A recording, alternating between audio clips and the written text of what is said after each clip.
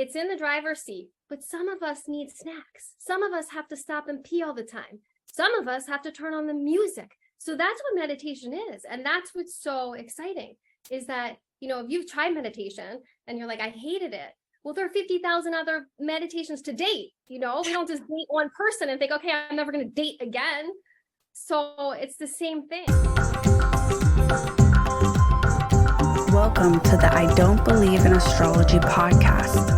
The podcast is dedicated to conscious souls looking to change the world. Astrologer by day, climate activist by night. Here is your host, Debra Silverman.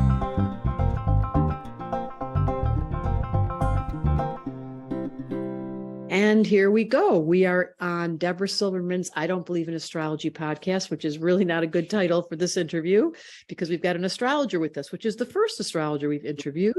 And let me just introduce you, Kilkenny. Love that name. Where'd that name come from? Thank you so much. It's a family name. It was my mother's maiden name. So she was, a feminist in the 70s, claiming her female line.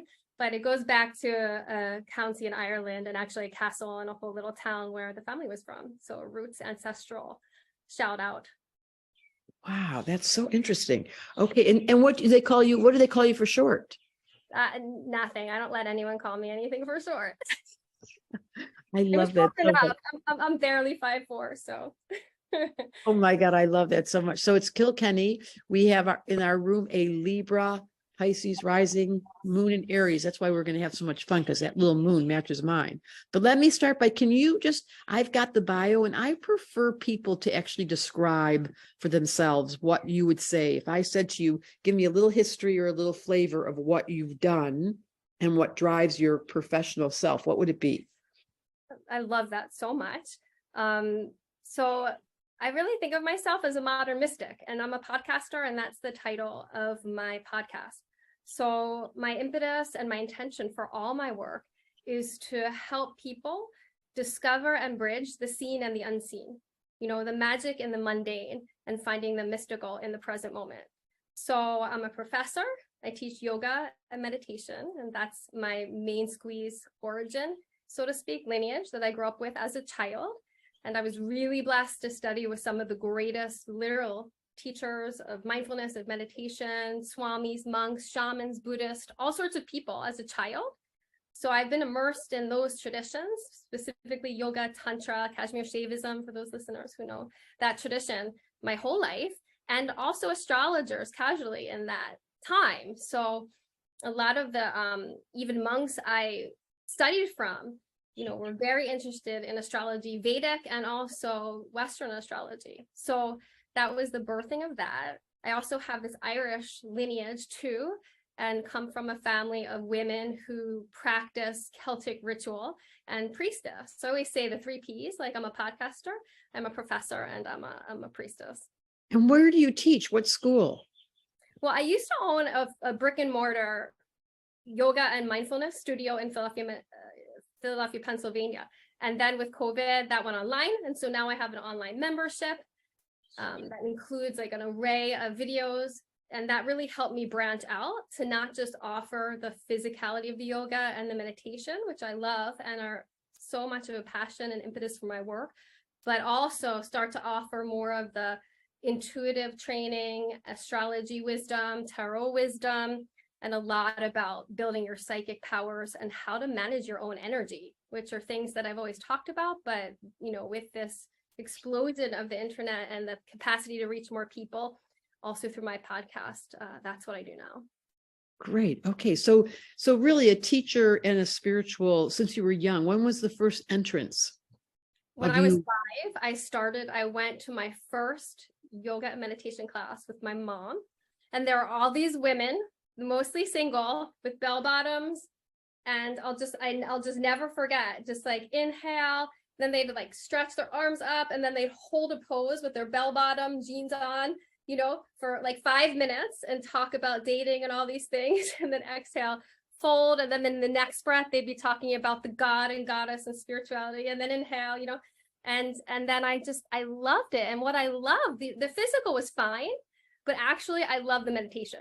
Like I was like, physical's fine. But like, it's funny, as a child, the meditation was what rocked my world. And I remember thinking, my teacher at the time, elementary school teacher, was talking, I don't know how she could do this, but speaking publicly that she didn't believe in God and, energy and stuff. And she was kind of being sarcastic. And I remember thinking, I know you're there because I feel you in meditation. Wow. So tell me about your meditative practice. Well, I've literally been meditating since I was 5, and that's been such a gift, not only to have that technology as a child, which I just think the whole world would be totally different, healed, and revolutionized if all kids had access to that. So it's part of my passion. And it's changed so much over the years. And I think that's one thing that is really exciting, and I love to share how dynamic meditation can be. Because I think people, think they can't meditate. I get people all the time, well, I can't meditate. They just think they can't. And if you're alive and you can notice your breath, you're already meditating. So everyone can do that. And then the thing is, a lot of people find one technique and then like stick to it. I'm very like polyamorous meditationist, or I don't know, where to me, that's how it gets stale, and it can for a lot of people. And so to me, it's so interesting because it's like this dynamic relationship, and all relationships that are healthy and interesting and worth keeping change and grow with you. And so, I teach meditation and I practice meditation from all different lineages. I blend them, I DJ them. I am a huge believer in also having a meditation that correlates to your unique disposition, rather. So like in your terms, like if I have a client, because I do coaching work, who's a Capricorn, well, if they have 5 planets in Capricorn, like, is going to be happening soon, then they might stick to the one meditation their whole life. But that's a rare thing. Most people, depending upon their elemental makeup, which you talk a lot about, and maybe we'll talk about, depending upon all their aspects of whether it's their chart, whether it's their psyche, if they don't know their chart, whether personality and traits, it's about leaning into those. It's about not eradicating those. So not give us an example of the contrasting different kinds. First of all, I want to know, how often do you meditate? Great question. Fabulous. I meditate every day. There's the hashtag. Have you seen that? Because I know you practice physical yoga every damn day. And I always laugh at that because I think that's very sweet, but I don't think it's actually like, I pretty much practice physical yoga every damn day because I'm an Aries moon like you, and I have to like feel good in my body. But actually, to me, it's no, meditate every damn day and practice asana as much as you can and feels good. How long do you meditate for? That's a great question. Depending upon my life and what's actually happening, when I was a young mother, like I went from meditating like 1 to 2 hours a day. And then I had my first child. And then it was like, at times 5 to 10 minutes a day, and I feel like my average is anywhere between 20 to 40 minutes now. I have 3 kids. I try to hit minimum 20. However, can I just share your chart? Let me just do this right now. Let's see if I can't make this a little bit bigger. How do I do that? Here we go. So this is the clue. For all of you that are astrologers out there, we just look at very simple things. I'm not going to go into depth. I never do on this podcast because it's called the I Don't Believe in Astrology podcast. But for those that know, Jupiter is the planet that's 100 times the size of Earth. It's the biggest planet in the heavens. When you look up in the sky at night and there's a super shiny planet, looks like a star, and you put your little app up there, you say, oh my God, that's Jupiter. It's so big. At the moment of her birth, this is the rising sign, it's the eastern horizon. Jupiter was just rising, and it's in the sign of the meditator, Pisces. So for her, Jupiter represents fun. It tells me where someone enjoys most of their life. So she has this joyful relationship with an art form that most people find boring. They can't focus their minds. They don't find results. There's nothing that happens. They meditate for years and they say nothing's going on. They find themselves distracted. They can't find the comfortability. But for you as a teacher with Jupiter sitting on your ascendant in Pisces on the 12th house side of Pisces, it amplifies an easy access. So I always have great compassion because I do not have easy access to meditation. It's taken me years. And to your point, I have Mercury and Taurus. So I've repeated the same mantra, same meditation. It's now working. It only took about 50 years. just in the last week. There's something to be said about steadiness, consistency, discipline. This is part of a spiritual practice, but most people, those words, steadiness, discipline, follow through, for some people is like, I can't do that. I don't have the hour or 2 hours, and I can't sit still, and I don't have. So can you speak to that? You mentioned it, the distinction and how different people will respond. I'd love to hear you breathe into that. It's a phenomenal question, because it is the question that everyone's thinking and no one likes to talk about and say and admit. And so I always start with people, like I have college students, right? And they are so busy. They are so stressed in general. They have so much going on. And so with my college students, and I do this with my adult students as well, but it's 1 to 3 minutes. And they, in the beginning of the course, they're like, oh my God, I don't know, they write me essays. I don't know if I can do it. I'm going to try, right? And then I just finished up my semester, and now they're meditating, the next level is 3 to 5, the second half of the semester. And so if you can start 1 to 3 minutes, everyone has 1 to 3 minutes, and that's enough. That makes me so happy to hear you say that. Yeah, that is these, like with my students, again, because I just had all these essays, their lives have changed. I have kids who were suicidal and now have, managed that. Kids who weren't sleeping and now are sleeping. 1 to 3 minutes. Why does that make me want to cry? It's because there's such a misconception. There is the word meditation in the first response to your point. Everybody goes, I can't do it. Yep. Yeah. And then you realize, 1 to 3 minutes, you can do anything for 1 to 3 minutes. You sit in the airport waiting for your flight for 2 hours because the flight got delayed. You did that. So now you're learning the skill of taking the mind, putting it in its seat. And my message in our school is, did you do our classes? I did your level 1 and 2, which were brilliant, just absolutely brilliant. And the second class is on Mercury. And why? Because the single culprit that interrupts our life, that really can ruin everything that's good, is the internal dialogue that doesn't have an off button. So what meditation is it puts this part of you in the seat and you say, excuse me, can you not talk for a minute? And once that voice gets a director or a governor, which is your awareness, your aware ego, talks to your mental structures and says, shut up for a minute. And then the mind goes, someone talking to me? I was doing all the talking. Now someone just talked. And that's called awareness. And that is the essence of meditation, is simply, I'm now in charge of the voice that has ruined my life. Well, and the other thing is too, and that analogy is so fantastic and so illuminative for people, I think, just to think of it that way. And I love that thought, because it's like, okay, it's in the driver's seat, but some of us need snacks. Some of us have to stop and pee all the time. Some of us have to turn on the music. So that's what meditation is. And that's what's so exciting, is that, if you've tried meditation and you're like, I hated it. Well, there are 50,000 other meditations to date. We don't just date one person and think, okay, I'm never going to date again. So it's the same thing. So your analogy is just absolutely perfect and brilliant, because that's, it's figuring out, okay, what does that passenger need? If you're in my car versus my, 10-year-old in the car, it's going to be very different what that person needs. So beautiful. So in your entrance, this is such an interesting conversation about destiny, which is a big part of our podcast. So destiny came to find you at 5, and your mom was a meditator. Is that what I'm understanding?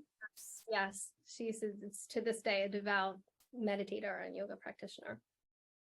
So this is the inheritance that occurs from a spiritual series of lifetimes. If you came into, which I did not, there was no one in my house that ever used the word meditation to this moment. So I didn't get the exposure. And I remember distinctly, I always tell people, when yoga first came, because I'm older, headed towards 70. It's so amazing.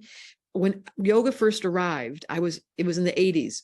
And it was like, I was a professional dancer, and I went to the yoga class and I was like, what are they First of all, there's no music at that time. Second of all, this is so slow, I'm going to kill myself because I'm a Gemini, so this is not working. Third of all, pretzels. I mean, I don't even like pretzels. Why am I turning into a pretzel? What is the value of me going into these? And so that was the early stage. I always make the analogy, like astrology now is considered so weird, and no one knows what a grand trine is or what Jupiter is. In the future, coming soon to your neighborhood, there will be the conversation about astrology like it is about yoga. Because if I say downward dog, we all go into downward dog now. It's incredible, because when I was a kid, no one knew what it was. And the few people who did would say, oh, you're a Buddhist. Like no one had any idea. It was this very weird, people hadn't heard of it, or it was so outlier. And you're so true, because I see it with my college students and even my own kids. I mean, my own kids grow up with me, so it's a little different. You know, we speak astrologies in the house. However, like, you know, the kids in my class in university, they're constantly asking me about the moon, the this, the that. Many of them come from conservative backgrounds, but it's you're so right on. It is so much more part of it. There's going to be a fluency, and it's going to be amazing. It's so beautiful that we're moving towards it. And let's just jump once more into your chart. Here we go. We're going to pull this up. So we have this, what we call a stellium. Here's all the houses. We've mentioned this before. They're in the circle in the center, and she has 5 planets in the 7th house, 4 of which are all very close together, and specifically Pluto on the sun. Pluto, like we talked about Jupiter being 100 times the size of Earth, and it's this giant shiny star. Pluto's never been seen by the human eye. It's so little, but it's sitting on her sun, which is once a year. The sun moves a degree like this around the sky. Every single birth date, you know the sun is going to move in a circle. On her birth date, which was October 1st, the sun was at 8 degrees of Libra, and Pluto was only 2 degrees away. And that only happens once a year, that the sun, because Pluto stands in the same spot for it moves 3 degrees in a year, where the sun moves in 365. And Pluto stays in the same sign for between 10 and 20 years. So I just want to talk about Pluto. I'm so happy, because this is part of your brilliance. You know, I grew up around astrologers. I, you know, was a dilettante kind of, you know, colloquial astrologer for a long time. And it wasn't until I heard you speak, when you spoke about a conjunction, which is what you're speaking to, when you've got, you know, a planets next to each other, near each other, holding hands. Right. And I think every astrologer who's read my chart was afraid to tell me about Pluto. Meaning, like, you know, as the listeners heard, I have Pluto sitting on my sun. I had my chart read copious times. I have Mars there too. And no one acted like that was anything until I was like, and so that's part of why you are so brilliant. And in my mind, I think you're the best astrologer that's living right now. You actually talk about all of it. And that's part of what I'm passionate about too. Ever since I was really young, people would introduce me. They would say, "This is Debra Silverman. She's an internationally known astrologer." And I'd be like, "First of all, what makes you say that?" And she's the best in the whole world. Like, I don't know how I got that reputation, but I will take the credibility that I do speak English. Well, it's you, and you're brilliant with making it accessible, but that's not what I'm speaking to. I was around phenomenal astrologers, a lot of them, but there wasn't a total, what's the word? Big picture. And big picture. Yeah, a full integration. And that's part of your psychological work, but you really bring that. And it's Pluto thing. Like no one talked to me that way. I would ask someone and they'd be like, "Oh yeah, Pluto." They would blow it off. Like they would, you know, it was always Libra, this, that. Okay, can I just tell you that this only happens once a year for a few days. That was the second day was occurring out of a 7-day week. So you were smack dab at the entrance of it. So back to my point. It provides an excessive, Pluto is the furthest planet out. We cannot see it. It was found in 1930 when Hitler and Freud and Einstein were all working with invisible energy, little, can't see it. But think about fusion and fission and what happened with nuclear energy. Think about Freud and what he did to the unconscious mind. He called the unconscious mind, he named it. No one ever had a name for the part of us that was undoing us. This is Pluto energy. And then, of course, Hitler, power in the most negative fashion. So Pluto is a make it or break it energy. In the Tarot deck, it's the Judgment's the last card of the deck. Like, we are going to make it or break it. So your lifetime came in with this intense intention, which you clearly are revealing. So you find this at 5 years old, you're like, that's it. Well, and I love that too, because so much of what I am passionate about working with people is invisible energy, is how to develop your psychic powers, is how to work with your psyche, is how to be real about all that. You know, it's all invisible. So it's a brilliant way of putting it, because it really is so true what I'm And you can't see Pluto, but it has the deepest impact. And I find it so interesting that about 10 years ago, 15 years ago, 100 astronomers got in a room together and they wanted to demote Pluto and not make it a planet. Have you heard that? I've heard that. Yeah. They were literally deciding that we're going to get rid of the shadow. We're going to get rid of the negativity. We're not going to deal with this power planet. We're going to disregard, like, excuse me? Right. Well, it's patriarchy in every arena, including astrology. There you go. Let's not deal, you know? Well, pretend it's not there. Well, that ain't you. And then the other part is you speak to the unspeakable. The other part of Pluto that I find so interesting is they wanted to demote it, but in the tarot deck, which is this ancient tool that's based on, believe it or not, astrology. So in the tarot deck, there's 22 major arcana cards. Like a regular playing deck, for all of you that play cards that don't believe in astrology, that came from the tarot deck. Those were 4 elements. There's spades, there's hearts, there's clubs, there's diamonds, water, air, earth, and fire, similar, but they don't speak it. And then there were these magical cards that were brought to the world that were 22 major arcana that were taken out entirely out of the playing deck. And in those 22 cards, 10 were left for the 10 planets and 12 were left for the 12 signs. This was in the 15th century before we ever found Pluto. And they left the card Pluto, which is, there's 2 influences. One is the judgment card and one is the death card, because one's Scorpio and one's Pluto. So I find it interesting that what the patriarch, I love that image of these 100 astronomers wanted to get rid of was death and transformation. They were like, let's just not talk about it.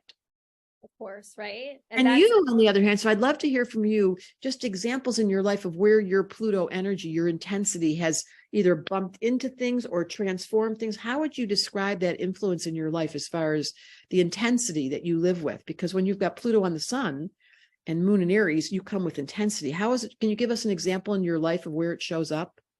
Oh, yeah, and thank you for honoring that, because people always look at my chart and they go, oh, look at all that Libra, and people always like, you can see that spin. So I appreciate that. I'm really intensely passionate about the people I love and my passions. So like my commitment, I would say I'm fiercely committed to everything and everyone in my life. And it's just fierce. So in the way of Pluto with my career, with when COVID happened, and I had the studio that I loved and a huge community. And then it was like and I did a lot of, it was like, okay, well, how to work with this. It was, I always pause, meditate, and connect. Because, when we're meditating, when we're pausing and taking those pockets of peace that can be literally 1 to 3 minutes, that's when we connect to the deepest wisdom. That is who you really are, inside. So did that, heard very early, time to let it go. And everyone around me said, you're crazy. You have this, huge successful thing, blah, blah. But I just heard that. I just knew. So it's that deep, it's that connecting, it's that inner GPS connection. So was it a studio where you were teaching yoga classes? People were teaching for you? Oh yeah, we had like a 40 class studio, a whole meditation schedule on the East Coast. So we were considered like the leading edge, particularly, we had physical yoga tons and it was alignment based, but the meditation was so revolutionary because no one really had that, like literally 15 classes of meditation a week and people were coming. So wow. Yeah. So, but that, just trusting in the visible. And then it left. And then what did you do? And then took it online. And now I've birthed a podcast and a membership. And my podcast has exploded. The membership's doing amazing. And it's just sharing more. It's trusting that and then unpacking more of the invisible. And do some name dropping around your podcast just to show how your Pluto intensity focused on who you could get. Let's hear it. You. But the other thing I want to mention though before I forget is I just had a tarot expert on. That's my last episode. For those of you who want to learn exactly what you talked about, the history of tarot, all about the major arcana, about the minor arcana. That's my recent episode on Modern Mystic Podcast. But I've had recently Lama Soltrim, who is like one of the pillars of the Buddhist movement, completely Tibetan Buddhist movement. She's very famous. She's written several books. My favorite's Feeding Your Own Demons, very Platonic energy and how to work with your psychology. She was also the first American monk that was ever ordained as a monk at 21 years old. So I've had Sharon Salzberg recently of the mindfulness movement. She's a huge powerhouse, best-selling author. I have Dr. Elisa Epel coming up, who wrote The Telomere Effect. I haven't released that yet. That'll be in a couple weeks, but she's, a PhD, brilliant very famous. She works with the Nobel Peace Prize winner. On her Oh, book. great. This is now showing with your Libra. Look at all these interesting characters. And was Krishna Das one of your interviews? On it, yeah, amazing, Krishna Das. So I've had amazing, just really incredible guests, and that's what we talk about. I mean, we talk about invisible energy and how to work with your psyche and your soul. We talk about Pluto. We put Pluto into English. Exactly. The invisible energy of Pluto. You can't imagine that just think about this. We've never seen it with the human eye. It was only detected in 1930. It was found at a telescope in Hawaii that they could see. Yes, on the Big Island, that big giant telescope up there. And they identified the electromagnetic. There's no way to detect it. And they put it in place in 1930. And then fast forward, they decided, just kidding. I found that so interesting that they were ready to negate it. When in fact, it's not counted. They don't count it, right? Do they count it? Yeah, I they don't do think now. Yeah. There's 10 planets in our system. But what here I just want to highlight in the tarot deck, before they ever found Uranus, Neptune, and Pluto, the last 3 planets, they left Pluto as the death card. They left Neptune as the hangman, which is, Neptune rules the releasing of the physical plane, and it has this person upside down. And Uranus is the fool, the card that starts the whole deck. But they knew then that there were these 3 planets were included in our system. And so it suggests that the invisible world was being communicated to us. It's just that we, in our mindset, to your point about the invisible, but also the abstract thoughts that can't be linear or logically expressed, which is what astrology is about. So if we're talking about the I Don't Believe in Astrology podcast, your left brain will not accept that the planets are influencing you. My left brain doesn't accept it. I get confused. I'm like, why does this shit always work? How come I can look at a chart and see she's Pisces rising with Jupiter on the ascendant, and she's been doing meditation since she's 5 years old, and Pisces rules meditation? Oh. Yeah. So I want to say this is such a great opportunity to speak to the unspeakable, which is astrology is bizarre. Meditation makes no sense. You're going to close your eyes. You're going to go in and you're going to get answers from who? And sometimes you'll be sitting in the empty and sitting in silence for the longest time and nothing will be happening. Do not underestimate what occurs in the invisible. Well, and this is it. I always say to people to think about not how you just feel during meditation, because we're such an expectation, of course, capitalistic, goal-oriented society. What are you flipping around? Is that Pluto? I'm flipping around the earth just to show you that everything moves and changes. And I'm going to do the same thing over here just to change the conversation. Here we have, coming soon to your neighborhood, the moon's going to come out. I'm just entertaining us because you know how I am. Love that. So I interrupted. Please keep going. No, it's so fun. I think that it's so important to not just pay attention what happens during your meditation, because everybody wants a result. Everybody wants a goal, right? That's how we're trained. That's how we're indoctrinated. We've absorbed that. But pay attention how you feel after meditation, because it's just when you've taken a shower, but no one else knows. Hopefully it's not that bad, right? But I took a shower today for this interview, so I feel I feel a little extra fresh. My hair feels a little good, right? That is the same thing as meditation. It's not about the result. Yeah, I've seen planets in my meditation. I've gone to the moon. I've literally seen, that sounds out there, but I'm on this podcast, so I'll just say it. And my meditation teacher when I was a child said that was possible. And I thought, how could that, even though I was, open, my, left, like you said, part of myself, left-handed part of myself said, right brain, no way. And then I've experienced that. However, that's not the point. That's the fluff. It's the icing, but the real benefit is how do you feel the rest of the day? And that's what people start. That's the important thing. Yes. And meditation often is taking the trash out. You have to get the trash in that incinerator. So it doesn't always smell good. It's not going to always feel good. But what's going to shift is how I love it so much. How your ability to be present in your life changes after. So just take a moment, you guys, in this little interview here. We're doing a live podcast with the invitation to, let's do it together. Take a deep breath. And slowly breathe out calm.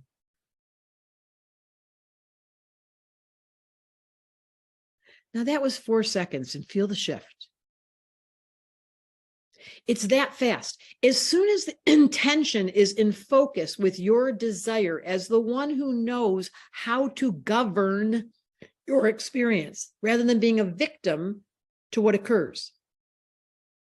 As soon as you're in charge of where you're going to put your mind, how you're going to focus, how you're going to breathe. This is why the yogis use breath. Conscious breath is you returning to the driver's seat. Now I'm choosing.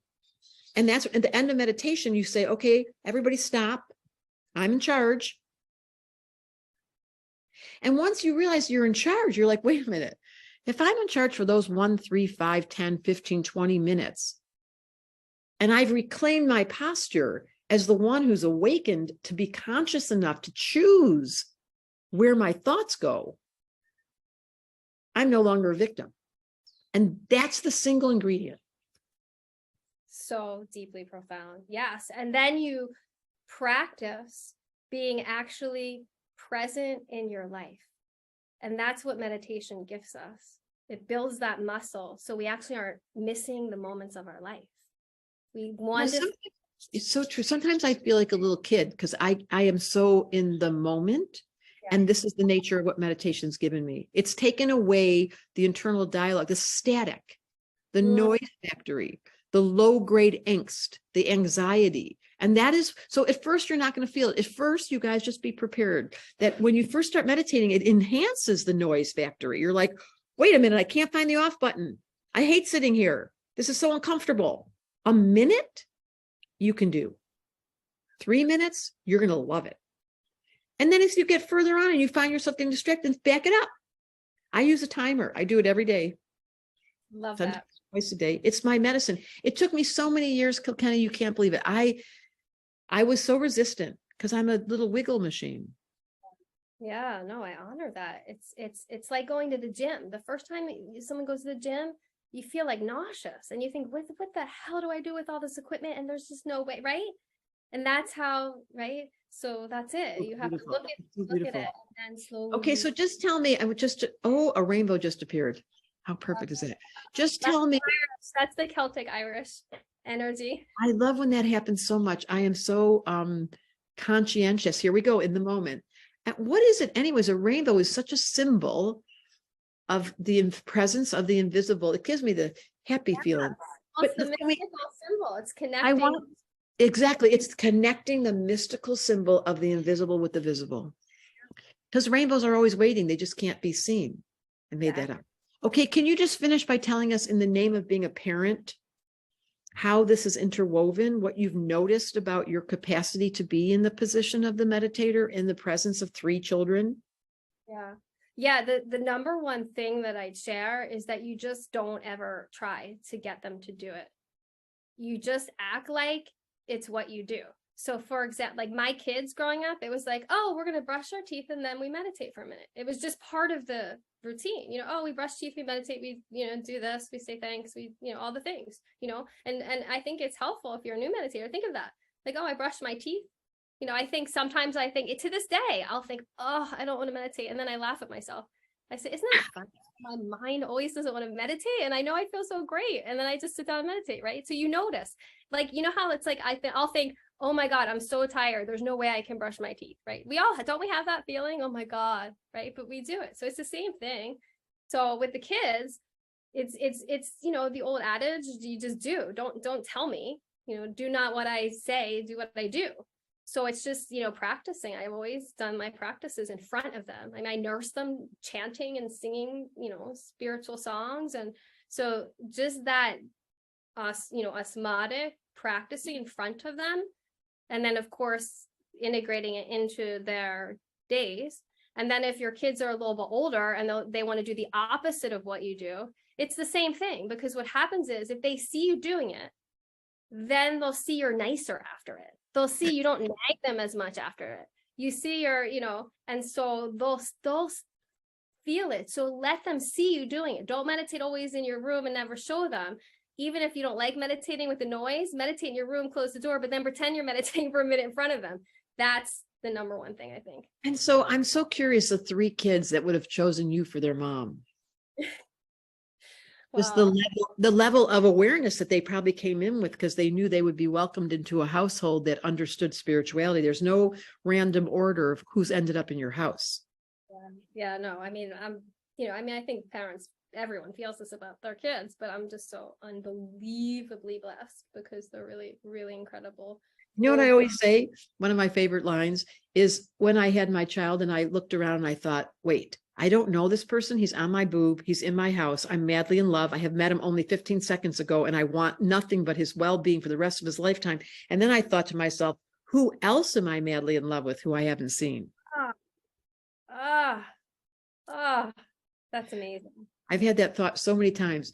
And then the quality of love that occurs, unconditional love in the name of our children, and you particularly with all all those planets in the seventh house, how you partner and how you distinguish. That's what people don't say about Libra. Libras are the scientists who love to distinguish uniquenesses in people. So as a mother, if there's any message at all about mothering, is letting each child's chart be done so you understand their system and you accommodate them and not impose you on them. So of course, typical meditating mom, I'm sure you got one that said, no, I'm not doing it. And that would be the nature of the beast, that we would find someone to come in to teach us, because our children are our teachers.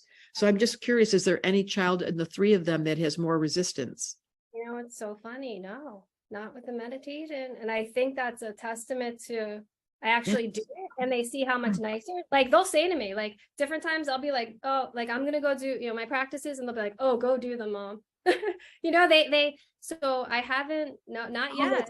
That's a beautiful story. Okay, well, there you go. So you've got three of them and they're all willing to meditate and they saw the benefits. So announcement, how to get your children into alignment is don't push it, embody it, invite them, put it in their brushing their teeth assignment. And that is such great advice.